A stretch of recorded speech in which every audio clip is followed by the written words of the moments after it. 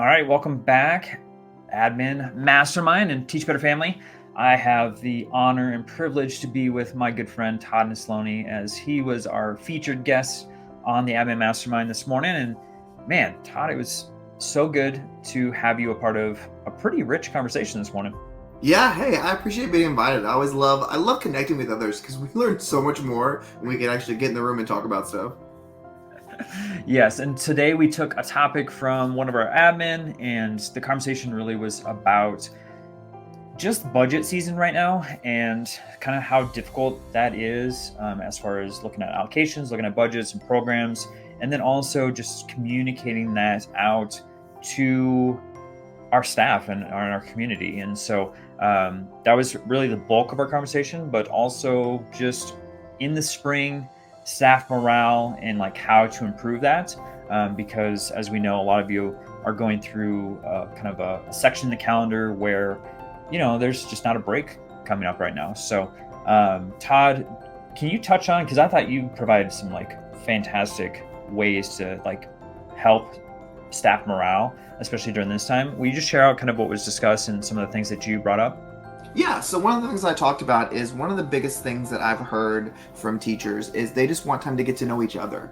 And there's so much time spent on discipline and data and curriculum and all these things that they don't have time to get to know each other, and they don't want to get to know each other on campus. So like, don't give me an icebreaker activity. Like, that's not what I mean by getting to know the people around me. And so when my team started telling me things like that, one of the things we started doing that was really transformative was these monthly staff outings that were completely optional, and they happened a different day each month or a different evening, and sometimes the families were allowed, sometimes it was just staff, sometimes we paid for it, sometimes they had to pay for themselves, but they could choose to come. So one month it may be a concert, the next month it may be goat yoga, the next month it may be paintball or painting with a twist, which is painting while you drink wine. Like, just this variety of things for people who need that community and connection. They have that opportunity to get together off campus with no educational talk happening, to kind of build that relationship between each other. And if they didn't want to, or they couldn't,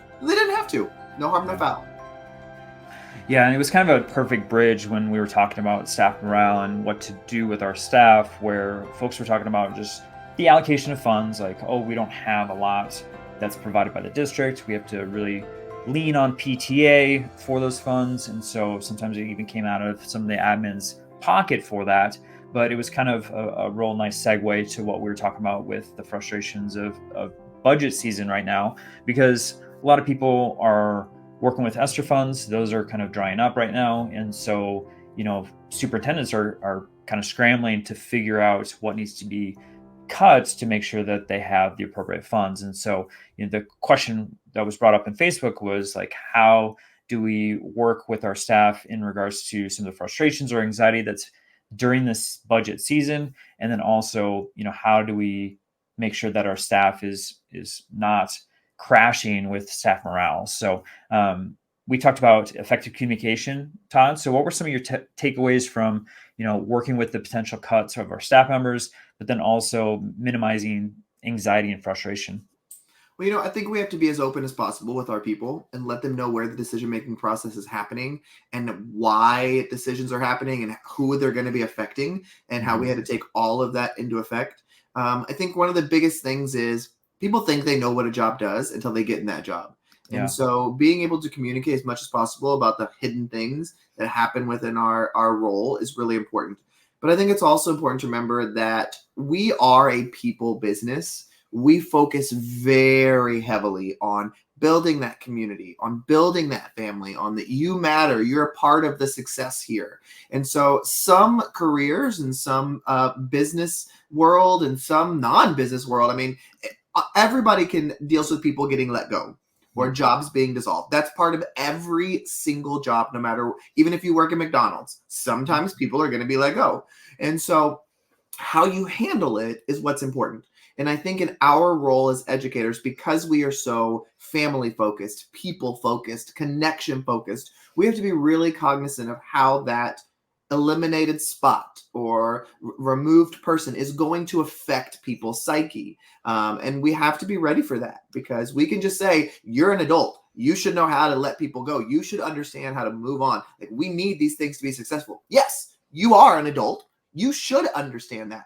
But I'm also an adult who, when I get a flat tire, I act like a freaking idiot, even though it's a flat tire. I'm an adult. I should know how to control or like when you're running low on gas and you're already 5 minutes late and you're like, oh my God, it's the worst day ever. And you're like, worst day ever? Really? I just need to stop for gas and I'm going to be 5 minutes late.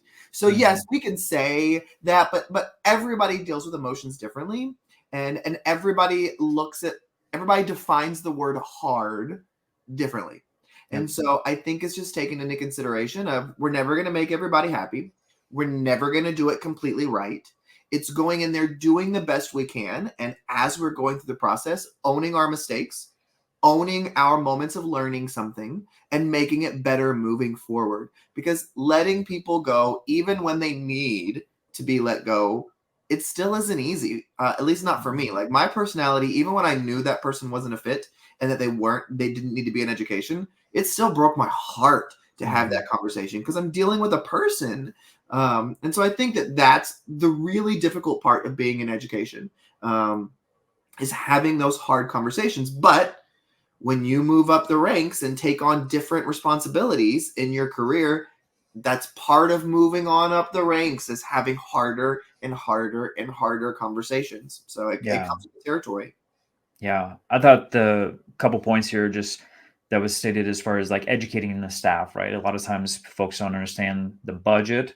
They just think there's like this giant pot of money that's overflowing and able to support everyone, but just really getting into the nitty gritty of just letting the staff know, like, this is the district budget and this is what trickles down to the campus and this is how it's allocated to the different departments, is always helpful. And then also just communicating, like, as a principal, this is what I have control of within the budget, because I think that's also missed. And so those 2 points were presented this morning. I thought those were great, because I know as a teacher, I didn't understand that. It wasn't until I started to go into the admin program and to really see on the back end what was being allocated for me to have that light bulb moment of be like, oh, that's how it works. Because it was never presented to me that way before. The other big portion of our conversation, Todd, because we didn't really get into too many questions. It was really just a really deep and ongoing conversation, was just how to support the staff members when facing that insecurity or maybe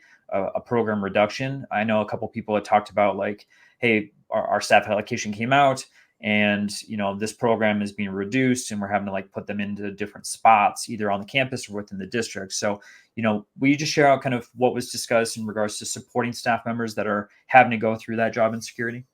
Yeah, I think, again, it comes with just being as empathetic as possible. Just letting people know, like, I don't like this decision either, but it is literally the only decision we have. And I think, like you said, we're just really diving into educating your people on how budgeting works. Because there's a lot of staff that are funded by grants or funded by government money that isn't always guaranteed.